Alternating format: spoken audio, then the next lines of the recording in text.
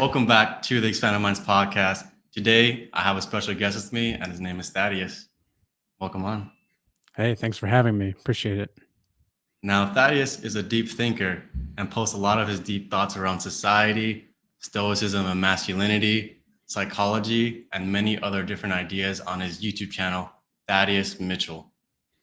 Thaddeus considers himself a scrutinizer of language, is an entrepreneur that has a bachelor degree in philosophy from Utah State University, and also has a digital marketing background. Now, the reason I have Thaddeus here with me today is because of his logical and grounded approach towards spirituality/philosophy, and to learn more about his perspective on the topics we're going to be discussing today. So, with that being said, I have an opening question for you. All right. So, in your video, it's called Trembling by Astonishment, Kundalini Awakening to Jesus. Very, very interesting story. You talk about how, around 2019, you were starting to learn a little bit more about the chakras. I don't know what happened previous to that. I think you were more atheist, right? Is that correct? Yeah, I was very atheist up until about 2018, 2019. Gotcha. So, like, around 2019, you're learning about the chakras, and then that leads you to certain dreams and mystical experiences that ultimately leads you to discovering Jesus. So, can you talk about that process between, you being an atheist to why'd you start seeking out learning about the chakras and trying to seek some kind of spiritual power, and then how did you come to discover Jesus, and what were those mystical experiences that you had? Yeah, so really it started with a dream that I had when I was 17. And the dreams that I started to have following that dream were just so intense that I actually started going to therapy because I thought something was wrong with me. Like I thought something was I thought something was wrong with my brain because the dreams that I had were so vivid, and it was like I couldn't understand what the dreams were really saying. Like they felt good and they felt right, but at the same time there were a lot of nightmares too, and there were a lot of troubling things. And there was one dream in particular that stood out to me at that time, but there was a period through college where I didn't have really any dreams. And I was always interested in spirituality. I was always interested in meditation. I was always interested in Buddha and Buddhism and all these things. I have a background in martial arts, so I liked, just connecting to the spirit, but I never really believed in God throughout this time. I thought there was a higher power, but I didn't think that higher power was God. And so how I started to learn more about the chakras was a dream that I had in, I would say, about 3 4 years ago, when I had a dream where I was I was casted into the middle of the cosmic universe, and I could see these bubbles of time, and in each bubble of time that I could peer into, I could see like certain time zones or time frames within that bubble of time. And when I came out of the dream, my third eye chakra, my heart chakra, and my stomach chakra was burning, just completely burning with pure love. I don't know how else to say it. I know that sounds kind of cliche, but it's like I only had this feeling of pure love in these places. And I never really like believed in chakras until that experience. And when I looked in the mirror the first time after that dream, it was like I was seeing who I really was for the first time. Like I was seeing my soul embodied before me. And it was a very bizarre experience because I didn't believe in that kind of stuff. Like I didn't believe in that. And so like the fact that that was happening was really strange. And then about a year and a half ago, I had some experiences with certain women in my life, and then I had an experience where I was like, "Okay, I'm not going to be make I'm not gonna be able to make it anywhere in any of my relationships or in my family and anything like that until I fix who I am and what I can do and what I can bring to the table." And as soon as I made that decision, it was like I wasn't looking for Jesus. I wasn't looking for Jesus at this time. And Jesus, I just felt like I was bathing in the love of Jesus. I remember going, just sitting there, and I was bawling my eyes out, just bawling my eyes out about just life in general. It wasn't like it was my lowest point in time, but it was more like I was, how do I describe it? It was like I knew exactly where I needed to go. I just didn't know how to get there, right? Yeah. So I was just like bawling, and then all of a sudden Jesus came to me, and it was like he was holding me, and I could feel him holding everybody. It was like he was really holding us all as lambs, right? And he was I had that, like, I had a vision of him holding a bunch of lambs in his arms. And so that's really how I came to the chakras in order to Jesus. But then I had that dream, in which I talked about in that video. I believe it was that video. Yeah, it was that video. Yeah, where later on, where the chakras, I had a dream where Jesus and I were in the forest, and there were the seven flames, these seven spheres of flame, which I felt represented the chakras. And that's where he told me to ground in the Father. And so it's not that the chakras are not something to be uh, relinquished or dissolved from our experience. They're to be merged into the spiritual ascension between the East and the West. And that was the dream that I had, that I was like, okay, I know my purpose now. Like, this is my purpose, to That's, bridge the gap. yeah. Going back to the dreams though, and your tense dreams where you're 17, like what do you mean that they were like it was super intense that it would send you to the psych hospital? Like, was it like the feeling of the dream would stay with you throughout the day, and then it would happen like every single day to the point to where like you couldn't handle, It was like it would like cross over into the rest of your day? Like, I don't. Yeah, like, it was a dream. It was like I was living lives in dreams, and I didn't know how else to explain it. And and my background and my family in general, like, they're not very spiritual. We'll just leave it at that. And they're not really, they don't like talking about dreams. They don't like talking about that kind of stuff anyway. So I didn't have anybody to talk to. And so I just was like, look, these dreams are so intense that I don't know what to do. Like, I don't know what to do, because they were just so impacting on my psyche. And they were changing the way I thought about reality in a way that I had never experienced before. And the dream, like, for example, one of the dreams that I had was, um I won't go into too much detail unless you want me to. Oh no, I love the Okay. detail. Details are Okay. awesome. Like, I'm not sure how in detail we wanna go here, but Yeah, yeah. we'll just say it, and then I'll, if it's Okay. going too much off, then I could come back center. Cool, sounds good.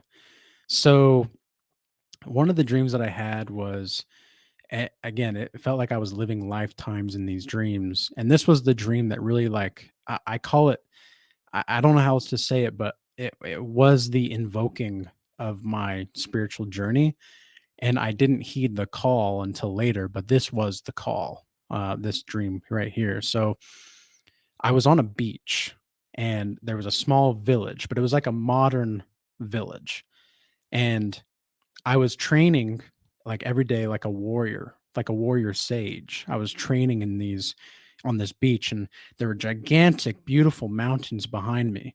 But the summits were so big that I was talking to the people in the town, and they said, "Oh, we don't ever go past the mountains. There's just no way to get past those mountains. So we stay on the beach here.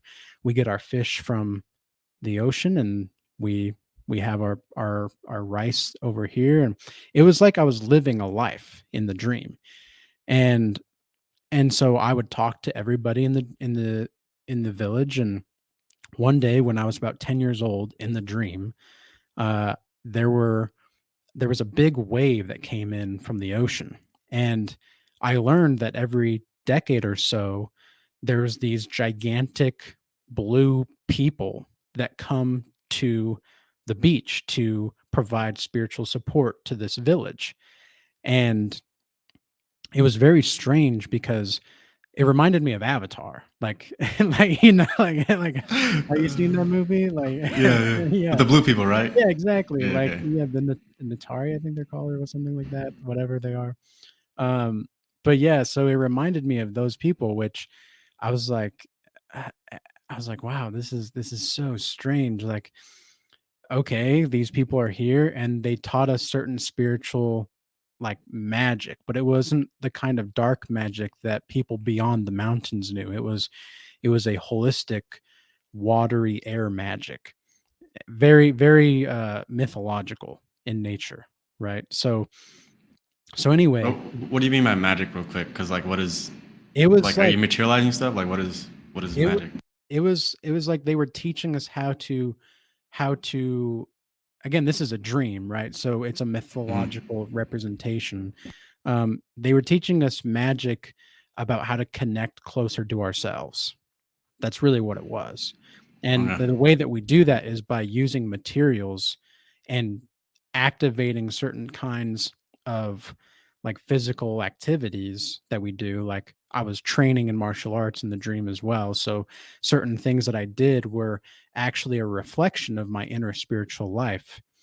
And so they taught us how to connect deeper to that in the dream. And so anyway, I a few years later passed, and then another wave comes, but this time the blue people don't come. They don't show up. And the wave actually destroys the entire village. And we have to leave. We have to go beyond the mountaintops. And so we go beyond the mountaintops, and I'm like the leader now. I'm only like 17 or 18 in the dream, which is about the age that I was when I had the dream. And I'm I'm now the leader going off, and people are dying from frostbite, people are dying from this, people are dying from that along the way.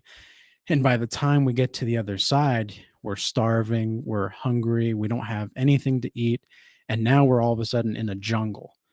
And the jungle, there were jaguars everywhere. I remember all different kinds of predators lurking around, but there was also like a benevolent force that was, it wasn't lurking per se, but it was like, um have you seen like The Empire Strikes Back with Yoda and Luke? Yeah, Yeah, yeah. like that's the kind of feeling where you get like you're with that, like it's dark, but it's also very holistic in this jungle-like place. And Yeah, it's like hovering, kind of. yeah, exactly. And so it was definitely like there was a wholesome presence there. And that was really the end of the dream, but that dream was so impactful on my life because I felt as if I had lived in that dream. I had lived a life that was completely separate from my own life. It was like I don't feel as though it's wrong though. That was the weird thing. That was the weird thing about it, was like I don't feel like this is wrong. I feel like there's something to learn here, and I feel like there's a deeper meaning behind this. And so, but I was scared. I was very scared and frightened of that meaning, which is one of the reasons why I didn't actually heed the call until the Bubbles of Time dream a few years later. Uh huh. And then when it comes to like going back to Christ again, like how did you start to make at least your experience with Christ more of an experiential thing? Because I know that a lot of people, um, they talk about Jesus and he seems very distant and far off. Like, and there's many methods within Western or Eastern Christianity that people do to connect to Christ. And a lot of the Western, I mean, I think personally is like a logical based. A lot of it is like ritualistic, but somewhat empty. Mm, Whereas in like more in the East, it's more about surrendering and letting go, letting God live through you. I mean, I don't know if you've heard the term of theosis. mhm. It's basically being transformed by the energies of God. Like your being starts to, you know, uh, infuse its energies with Christ, and you become Christ-like in that sense. Whereas in the West, you kind of put more Christ on a pedestal, and you put him on a very high pedestal. He's kind of all the way up there in the clouds, and you just go to church. Hopefully, you do the good things, and you go home after Sunday and all that kind of stuff. So, Yeah, for you, like, how have you made like your experience, with Christ more experiential, or like how do you even see Christianity in general? that's a good question. Well, so Jesus says that he is the way, the truth, and the life, right? And I don't know if you know this, but the word enthusiasm, the root word is actually derived from in Latin from to be filled with God. And so to be filled with God is to be filled with spirit. And in John 4:24, I believe is the verse, is that it says God is a spirit, and those who follow God know the truth, and they must worship in spirit and truth. It doesn't say anything about going to church. And the church is us. We're the body of Christ, right? Like we are the church. We are not like churches. I don't go to church.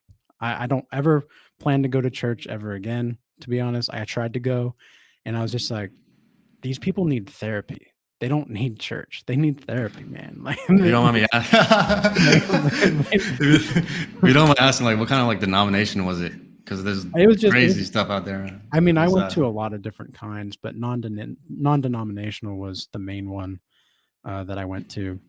Do they Yeah. believe in spiritual gifts? Do they believe in like what do you call it? I don't Are think they?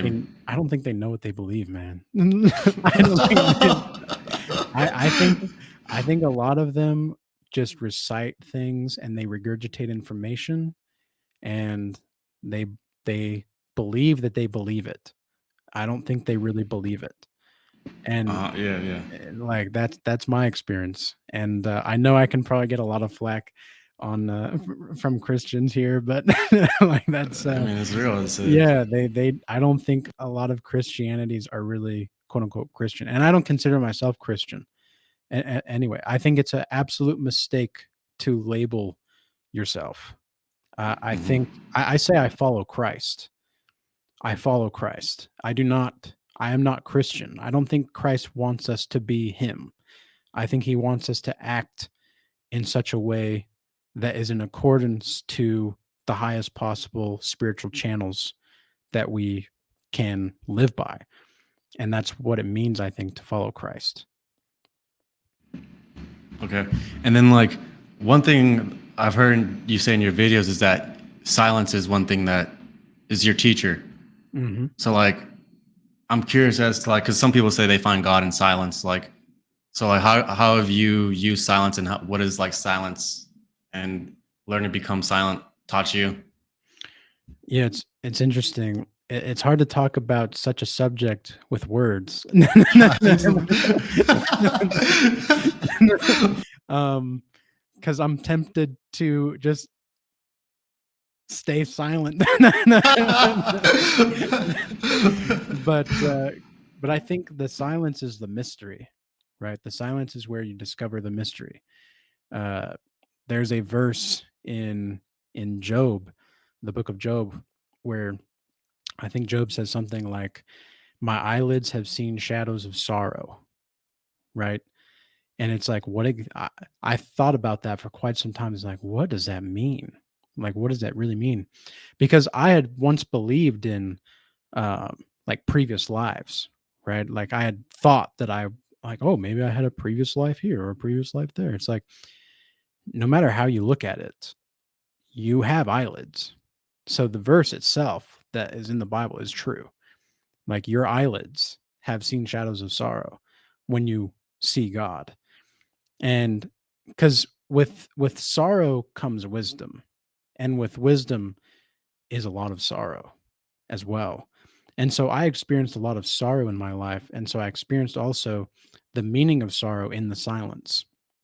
And in the silence, I was able to understand at a deeper level what exactly silence is. What is the meaning of silence? And because in life, all there really is Like I'm sure you're familiar then with the gong, right? The gong Yeah. or om. Om has the 4 syllables. Technically, it only has 3, but in Hinduism and such, they talk about om being the pronunciation of OEM. And then the silence is something that they actually count as well. And it's the repetition of that om, om, om that they say in their meditations that you get to the point to where it's like, oh, it's all the same thing. It so what? Like people I got to the point to where I was feeling so much sorrow. I was just like, well, so what?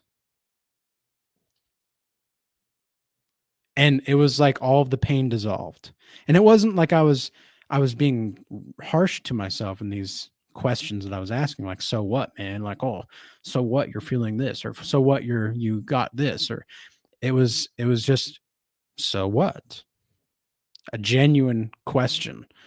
And I could never really come up with an answer. And so in that silence of like, oh, questions can be messages. And so when I realized that, I was because there's a few books in the Bible, like the book of Jonah, they end with God asking a question. And I thought, well, why the hell? I don't know if I can swear here. Yeah, go ahead. Okay. I was like, why the hell is God asking a question? That's the end of the book. Like, we don't get that. Like, there's no answer. Oh, the question is the message. It's not the answer. That's the difference. Mhm. And so the silence sometimes is the message. It's not the answer, it's the message. There's a difference. And then you also have talked about the dark night of the soul in like one of your videos too. And so is that kind of what it is, or is the dark night of the soul even more? Like, could you describe what that is? Yeah, the dark night of the soul, it really depends on who you ask on this topic. I've done a lot of research on the dark night of the soul and people talking about it. I've experienced several different parts of dark nights of the soul. Really, what I think a dark night of the soul is just a dark season in your life.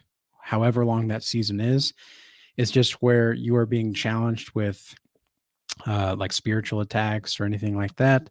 And you're being challenged with letting things go or letting people go. And really, it's just all about understanding that you have to let go of that.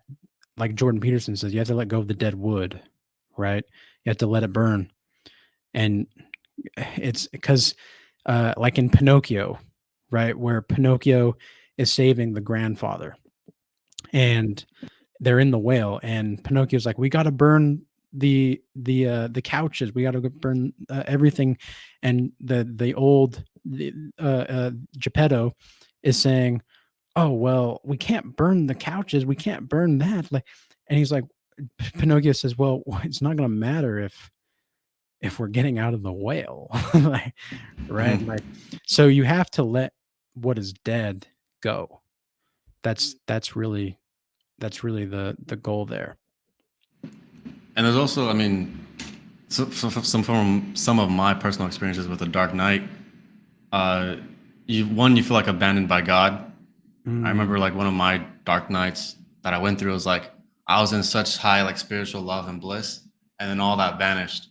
mm, And with the spiritual teachings that I had at the time, like more in the charismatic section, it was like I thought I had done something wrong. Maybe like I was doing too much sin, where I really wasn't doing that much. I mean, I would go out, preach the gospel like I was supposed to, and do all the things that would fall under the category of a charismatic Christian. I was doing all those examples, doing my best to follow that, and then it led to just I lost all of that, and then I was brought to nothing, and it's like I didn't even want to go out and pray for anybody. I didn't want to go out and share God's word or anything, and then I just went to nothing, and I was like, I was trying to pray and plead the blood of Jesus over myself, and that wasn't working.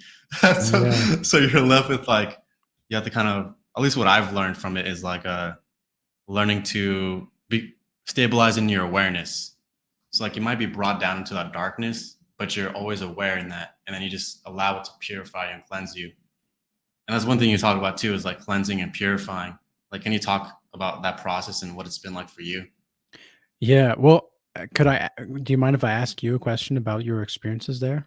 Yeah, go ahead. So in those experiences where you didn't feel like you were sinning or anything, but then you were kind of brought back to the dark night of the soul, do you think like what brought you back to that dark night of the soul? Do you think it was just trying to attach yourself to the higher spiritual vibration, or what was it for you that you thought made you fall back? One was trying too hard, yeah, to attain and stay in that spiritual state. Um, I think for some reason God led me into that, but it was to show me more of my ego and how my egotistic nature. Even though Mm, like I was in that charismatic scene and stuff, and I was praying for people, I still had some of an ego because it was like sometimes I was doing it out of selfishness. Like I would go out and do certain things, but it was like selfish and stuff. Um, that and also I think it was also to lead me into a deeper awakening to kind of see how unreal some of my thoughts were. Some of the delusions that I had in my head about and ideas that I had of God were false, and yet I still stuck to them. And so it was kind of like a deepening process and a process of uh, I don't know. I just learned and that I learned how to be silent and like still my mind and stuff.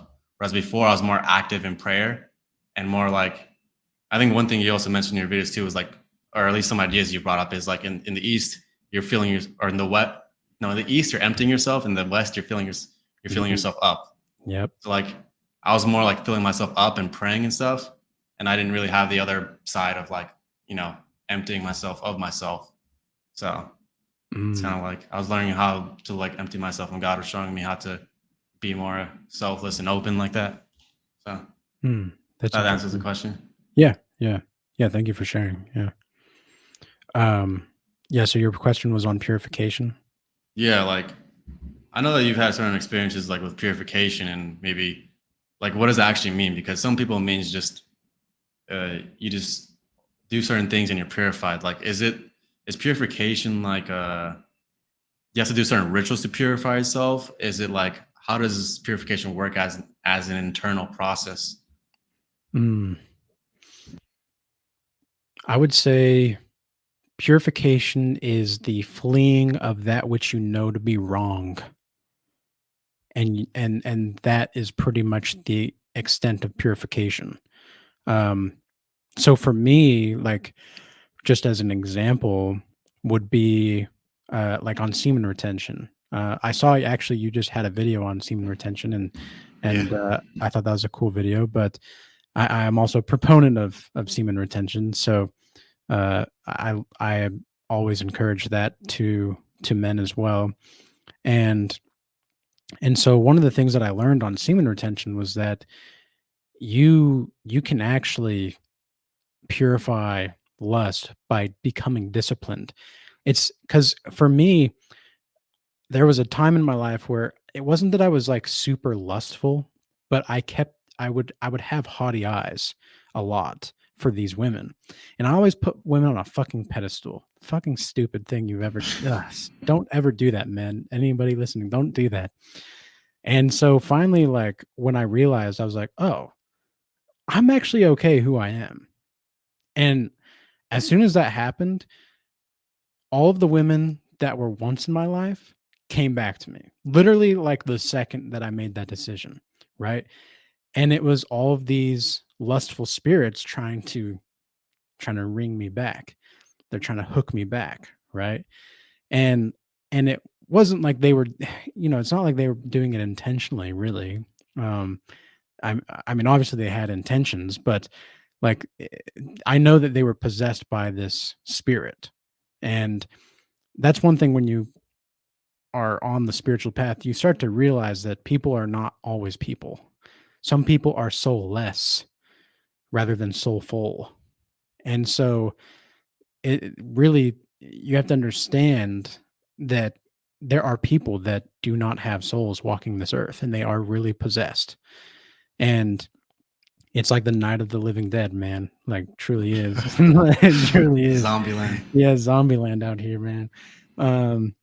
But through semen retention, I was able to purify a lot of those lustful desires. And now the spiritual attacks that I get regarding lust are they come and go, but when they do come, it's challenging, man. Like it's very challenging because I know that there was once a time where I was not so I was not so keen on my discipline, and there were and now that I am, it's like, ah, we have our sins forever. Ah, we have temptation as long as we live. Ah, I see. I gotcha. I gotcha, Jesus. I see you. No, no, no. I see. Like, all right, Roger that, man. Roger that. Dude, it's crazy out here. Oh my. Like there's like when you talk about the purifying your lust and stuff. When you do that, I feel like you get more energy because usually if you're more lustful, you tend to be more lethargic. And like Mhm. one of the things that I've experienced on this journey when it comes to temptations too, sometimes you can see the lust on people's face. Like I don't know, describe it other than like like in their face, it's just like a Yeah. like a like a like they're trying to pull you in. And I Mhm. mean, I'm not gonna pretend to be a saint here. I've also been on the other side of that, where I've also had that um, with myself. There's also been times where like I've looked into people's eyes before, and I could even, I mean, I don't know if you've experienced this, but I've seen like spirits in people's eyes, if that makes sense. Like Yep. I look into their eyes, and it wasn't necessarily in like the middle of their eyes, but more on the side. I can see like something was like lurking behind the Yep. surface. It's kind of weird to kind of describe it, but I've seen stuff like that happen. And One of my subscribers in a comment recently mentioned that it's like they're seeing the muddy spirits in that person's eyes, and I thought that was a pretty interesting way to describe it. muddy spirit. What is a muddy spirit? It's just like the dark spirits that are lurking, that are trying to pull you in. It's like their eyes sparkle, but behind that sparkle, you see a glimmer of absolute darkness that is just waiting. That's the kind of, yeah, I know Yeah, what yeah. you're talking about. Yeah. Huh. Yeah, I mean, spiritual warfare in general is like it's interesting how it comes about because it comes about in storms. Like I would Mhm. almost describe it as a psychic storm, like Mhm. where you don't, like when a hurricane hits you, like you can feel the wind start to pick up, and then it starts to get more intense. Like you can kind of feel the subtle, like your mind starting to pick up a little bit, and then it goes into like an all-out. You know, you kind of start to get delusional a little bit, maybe a little bit off. You feel a little bit off. You don't feel like yourself, and it could Mhm. get even worse if you don't fight against it. I mean, can you talk about the spiritual battles that you've been through? Maybe some that you've won and overcome. Yeah, well, there was one time, I'll tell you the craziest thing was when I had women coming to my door with bottles of wine, and they were not this was, like, in October, uh, September last year. So I was a few months into my retention journey, and it was the hardest resist like, I had so much I had to resist so much. I was just like, "Oh my gosh, I have to say no. I have to say no.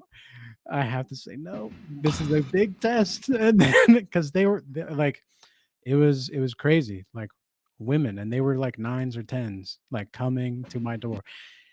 I don't know where, I don't know how. It was just, yeah, it was wild, man. I don't know, they came in waves. I don't get it, like, I didn't get it. And they stopped after a couple times of me saying no, but and I just completely ignored them. They lived it like around the neighborhood that I was in at the time, but I completely ignored them after that, and that seemed to to steer them away. But again, that goes back to the just fleeing from that which you know is wrong.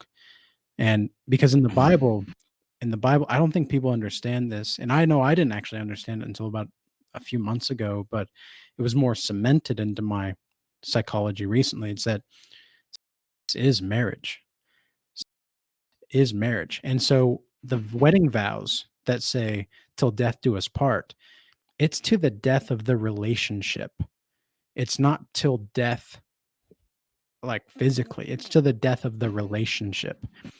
And if you have, and that's why I think we should take this more seriously as a society.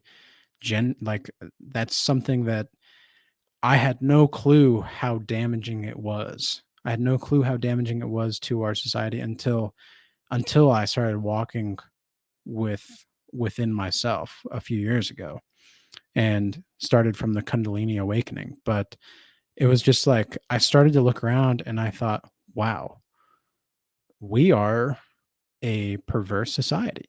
We are very perverted. Like, and we're open about it. We're openly treacherous. We're openly yeah, it's wild. It's so wild. Yeah, and one of or like I would say the more observant you are, the more you can see the stuff like you're talking about. And you know, one thing that I've heard you mention in your videos is how you see things. You feel as if sometimes it's like you're on a mountaintop, and then like you can kind of see like, okay, this kind of group of people is here, this kind of group of people is Mhm. here, and that's there.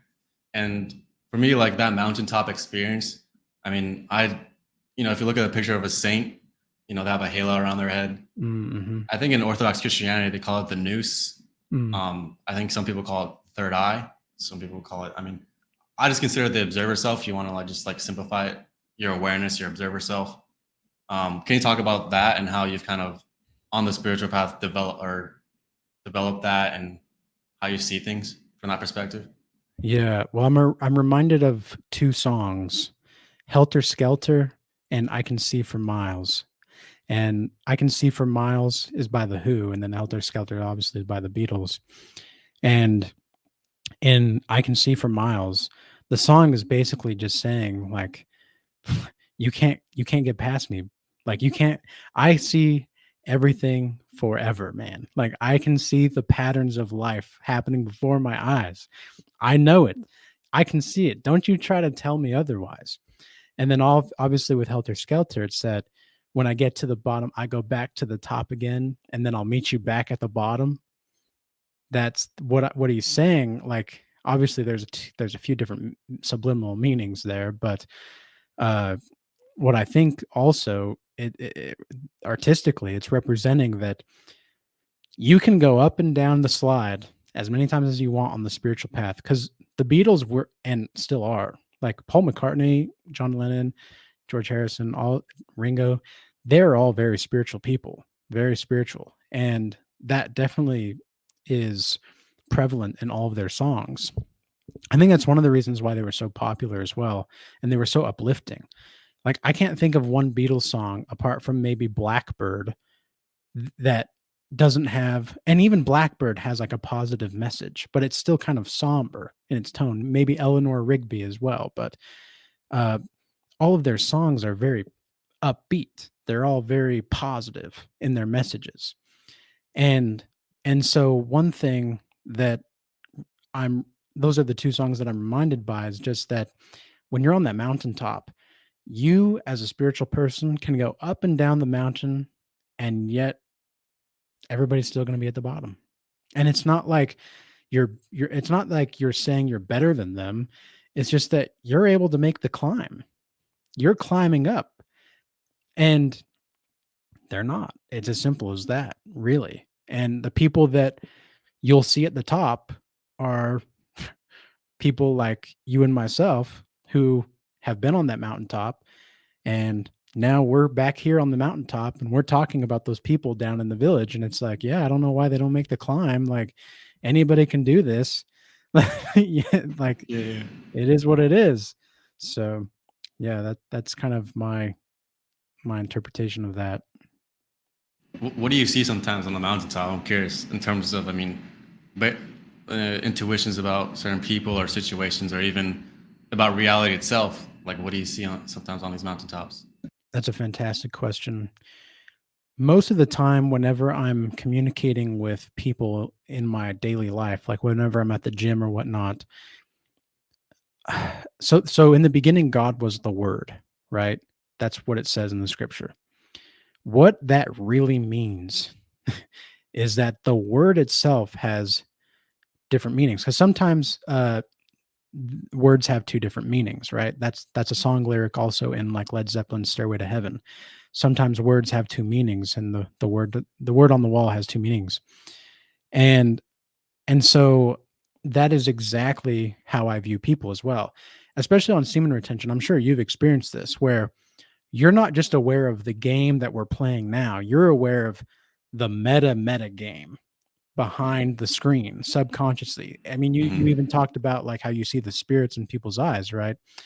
You're not only aware of the interaction face to face, you're aware of the interaction at your unconscious level, at their unconscious level, and the collective unconscious level.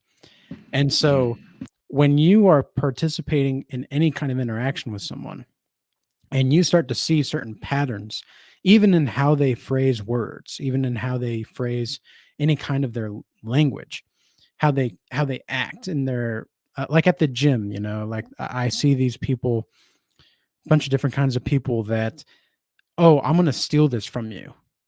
And I immediately know what kind of fucking person you are. And so I'll say, I don't like people stealing from me. And they'll be like, and it's like you can take it. You can take it, but you're not gonna steal. And that's spiritual warfare right there. That's not that's not just that it's not just boundary setting or anything like that. That is spiritual warfare. And so when people say like, "Oh, I'm gonna steal this from you," like, they're just taking a weight, right? So at base level, it's really not much, but thinking about the impact that it has as a ripple effect, you're going to stir up a lot of trouble around your presence. And this is something I'm sure you've been aware of as well in semen retention, but just as you elevate spiritually in general, it's like anywhere you go is like magic is happening around you. Like things just happen in such a way that you're just like, wow, that how did that I don't even know how I did that. Like, like, like that was that the glory goes to God on that one. Like, I don't know how that happened. It's just like things start to happen for you. Hmm.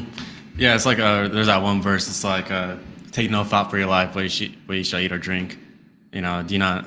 I don't know. I don't have the whole verse memorized, but towards the end, it's basically saying, "Do you not think your heavenly Father will provide for you these things?" Mhm. And at least for me, like when I've heard that verse and where I heard it from and the interpretation of it, I got it from like a mystic who was basically saying like when you return your ability to be attentive, when you turn it back to sentience or your awareness. So when you're aware that you're aware, kind of like in a lucid dream, when you wake up from when you're aware that you're dreaming, when you become aware that you're aware, then from there, that's a place of sentience. That's a place where things start to come to you and God provides for you and things like that. But when you're unconscious and you lose your attention into the things of the world and the cares of this world, you have lack of faith and you have doubt, and then therefore you do things based off of that doubt and fear and things like that. But when you return back to your sentience, you kind of wake up from the matrix and the dream, then it's like you have faith in God again.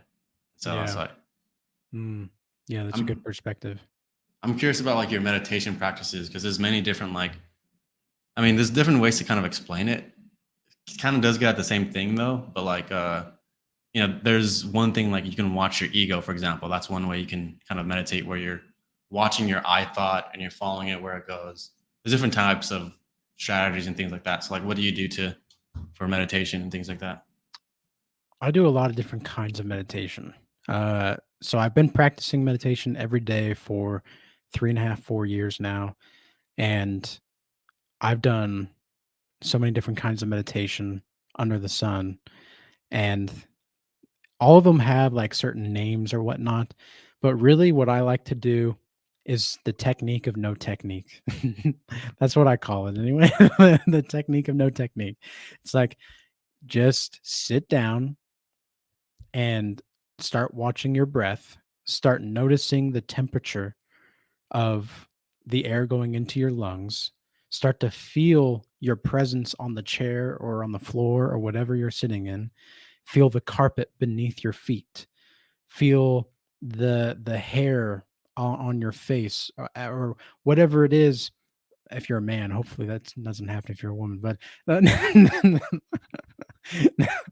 but but you get my point. So just start Yeah. noticing all these things and then come to a place in your mind where you have an absolute understanding of this present moment. And if you close your eyes, obviously you'll notice that it's not quite black when you close their eyes. It's not like there's certain lines or little squiggles or something that happens.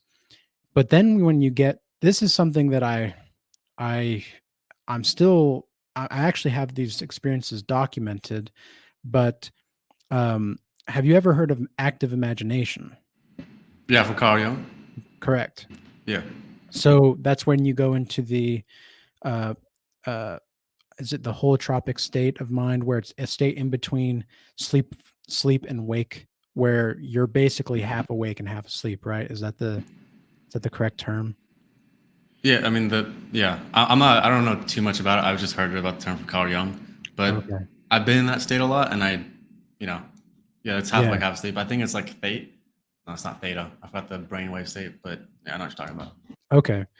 Yeah. So basically, um, that's the state that I love the most because that's where I get my visions. That's where I get a lot of visions from, and that's where it's like you're actively communicating with your unconscious mind, and not just your unconscious mind, but the collective conscious and the unconscious itself.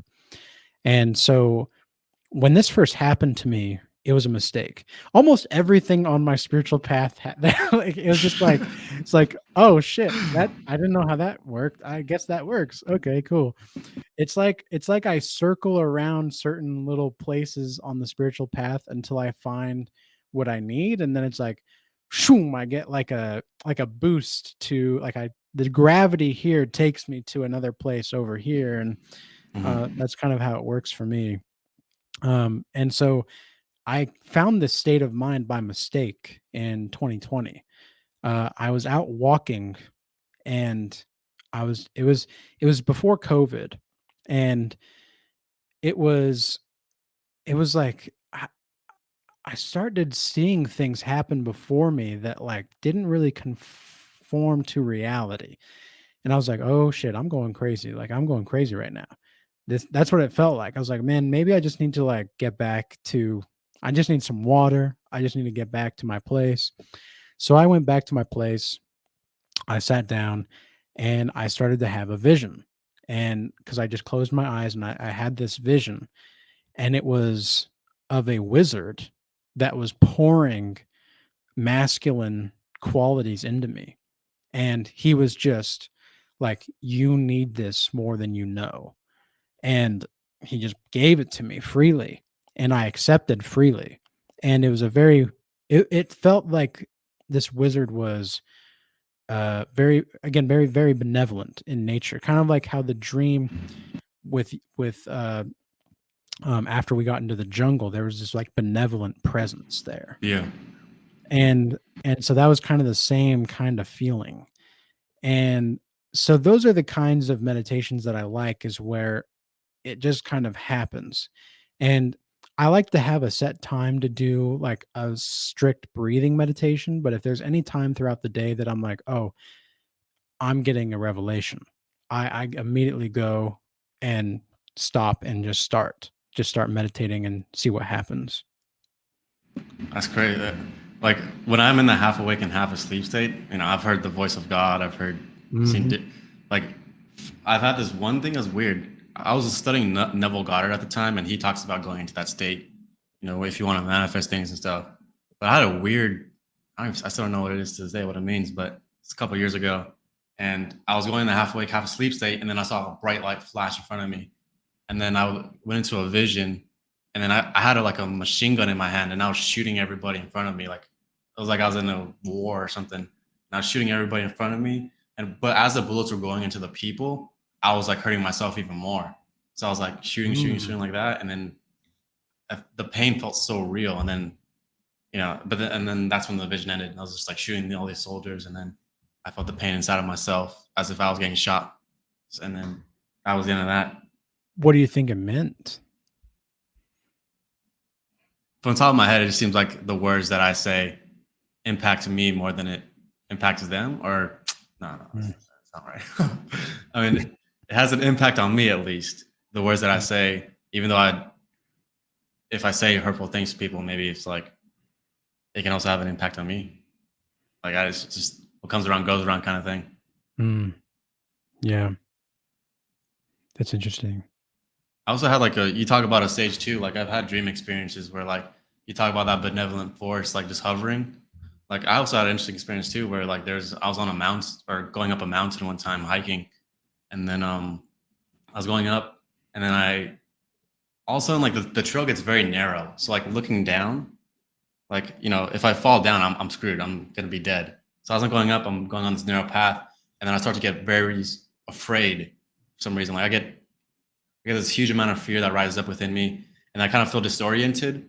And then I'm about to slip off, but then I catch myself, and then I finally get to the top of the mountain where there's this chamber, and then I feel the presence of a sage, and then he took my perception when I was on top of that mountain.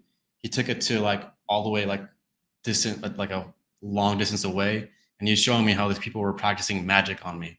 So that's the reason why I was about to slip off that mountain, and I felt that fear was because these little kids, it was like 12-year-old kids, just like it's like Mm, 12-year-old kids were playing with magic. They had a book open, and he was like, this is what they did. But then he was showing me how they felt sorry about it, and they felt the pain that they caused me, on that.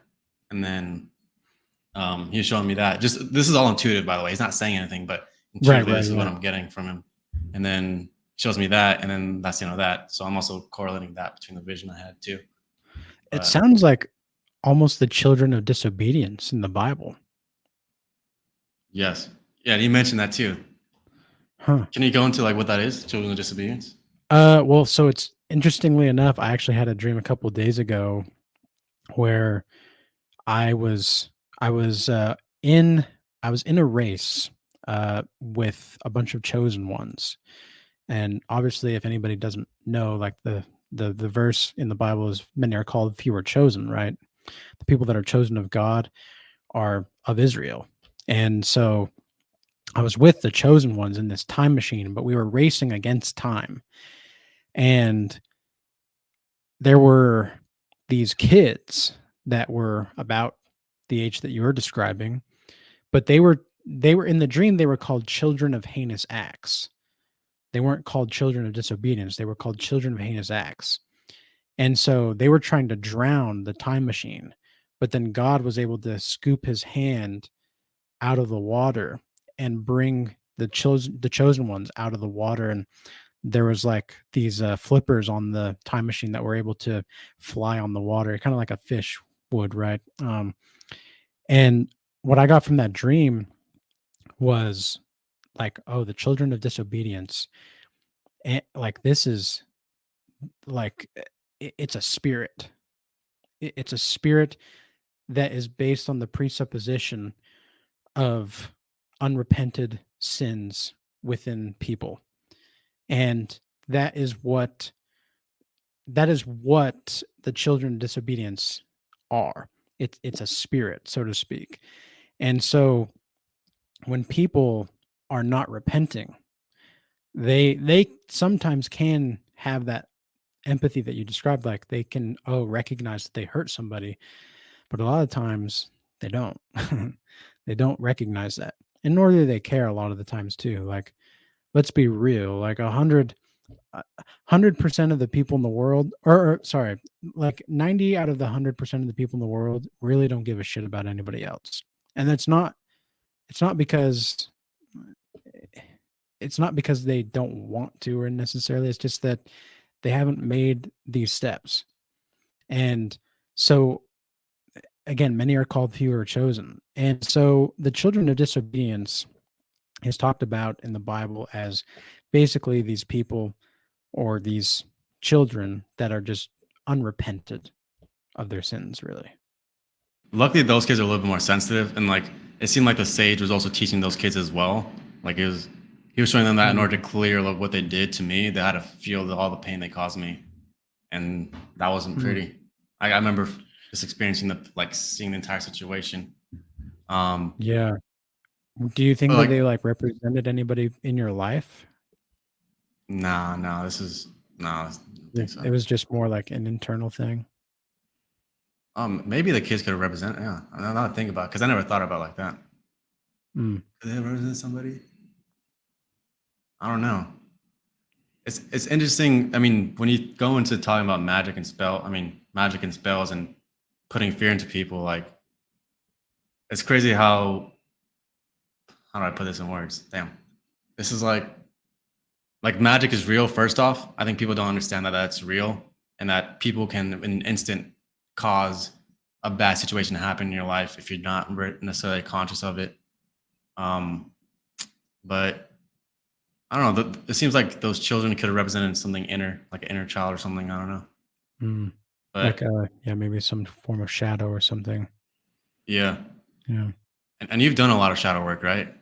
Oh yeah. Yeah, definitely. Like I was very fascinated and still am very fascinated with evil. Like it sounds kind of weird to say that out loud, but it's like it's kind of like well, the reason I'm so fascinated with evil is because I put it in a box for so long that I don't want to be evil. And I put aggression and like and a lot of these like wrath as well, all of these things in a box where I was like, nope, not gonna touch that shit. Not gonna touch that. Yeah. and I Pandora's box yeah, exactly. waiting to And be now open. exactly. And it wasn't until about 3 years ago I was like, oh, I need to be whole. I need to actually do the research in this stuff. And honestly, COVID was like just everything during that time of COVID. It gave a lot of people a lot of time to do a lot of stuff, right? Because we were all like, Everyone's locked down. yeah, Yeah, everybody's locked down. not So doing anything. yeah, so I started reading Mein Kampf by Hitler, and I don't know if you ever heard of the book. I've Have heard you? of it. Yeah, Okay, yeah. So I never read it started. though. Just put that out there. It's one of the most evil books I've ever read, and you get a clear insight on exactly how this guy's mind works. And that's really what I wanted to know was like how did this guy go from like 20-year-old politician, activist to killer of 6 million people? How did that happen? And you read the book and you're like, "Oh, that's exactly how it happened." Okay. All right. And it was a lot of built up frustration and a lot of internal negation of one's own emotions and the projection of it onto a certain kind of people that allowed him to justify the reasons for committing such terrible things to innocent people. And it's a scary book, man. Like it's basically a playbook of how to control people. It really is. It's very psychological. Make no mistake, Hitler was a very smart man, like very, very smart, very, very strategic. I think one of the only people that could have been more strategic than him was Stalin, which in the Russian, Mm. in the Russian leadership, yeah, he killed hundreds of millions of his own people, though, which I think is almost worse than Hitler. But Hitler is obviously the more known villain.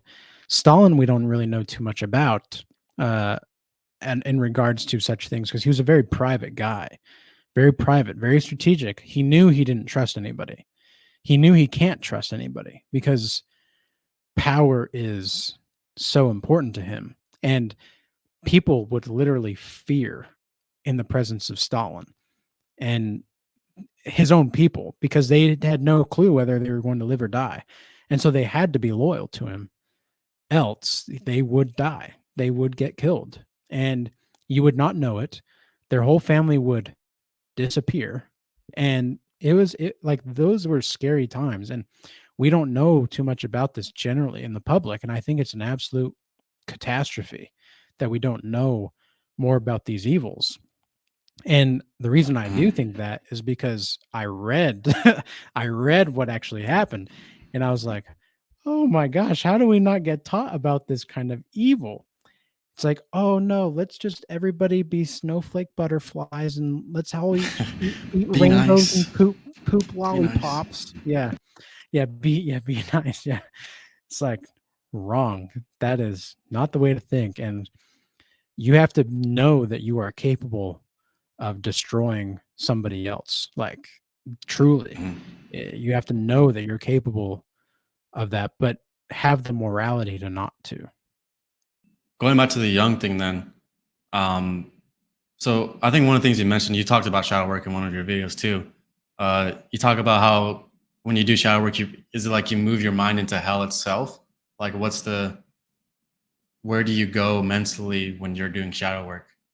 And like, how do you like deal with the shadow and the evil side of you that's like lurking in the background? I act out my evil fantasies. So for all intents and purposes, I go to hell. Like I grow the hell up. That I literally do that, and metaphysically. That like you grow it. You grow the hell because Jung even says the shadow's roots reach all the way to hell, right? There's no Mhm. limit. There's no limit, man. There's no limit. I've tried. I've tried to find a limit, and it was a mistake. Like the hurricanes that you talk about, the spiritual hurricanes that you talk about, Yeah, yeah, where you're going psychic through this. storms. Yeah, the psychic storms. Yeah, I like that term. I like that term. Psychic storms. The psychic storms. Yeah, that's pretty rough. It's pretty rough. But I think it's a better way to not just act out the fantasy, but to use creativity as a vessel to articulate that kind of fantasy and to articulate it. For example, there's a song by John Lennon. What's the song called? Oh, no, actually, I thought of a better song to refer to. Bob Dylan. Um, it's Mhm. Masters of War. I don't know if you've ever heard that song, Masters of War by Bob No, Dylan. I haven't. Oh man, that's a fantastic, beautiful poem. But he's basically saying to these like he's he's basically saying to all the politicians, all the liars, and all of that everybody that's like trying to hate on him. He's like, "I'm going to stand over your grave until you're dead." Like those are the ending lyrics. Like it's Oh, like wow, jeez. holy crap, Bob. And- but I think that's the best way to deal with those kinds of dark fantasies is to is to use it as a vessel of creativity because otherwise you're going to repress it, and that kind of repression it's not gonna help you, man. It's not gonna help. Yeah. Wait, just to clear it up though, like, what do you mean by act out the fantasy? Because that was very vague. Like, I think people can Active, misinterpret like that. it's like the active imagination. So Active if I have imagination.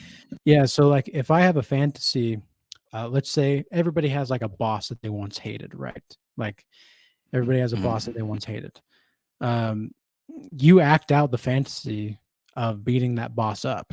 I don't know, like do something crazy, like whatever comes to your mind, act it out.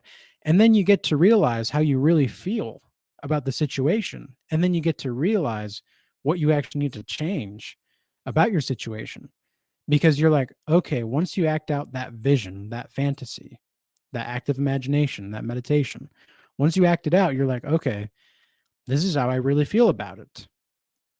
Good to know.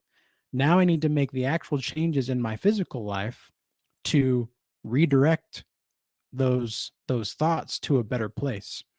And because when you do go through those psychic storms, you're going to come out on a better side every time, every single time. And it's going to be difficult, but you're going to get to that better place. So that's what I mean by acting it out. Gotcha. And Yeah. we're coming to a close here, but Yeah. if you can, in 1 minute, describe the meaning of life. Live what is true and let what is false die. Period. Or is that an open statement? Done. Done. Yeah. And then, where can people find you? They can find me on YouTube at Regal Change, and I'm also on Twitter with the same hashtag, um, or the same at whatever it is. So you can find me there. I'm more active on YouTube though, and then if you want to email me, just regalchange@gmail.com. All right. Well, thank you for coming on, and it was a good Yeah, talk. yeah. Thank you, Ezekiel. Pleasure.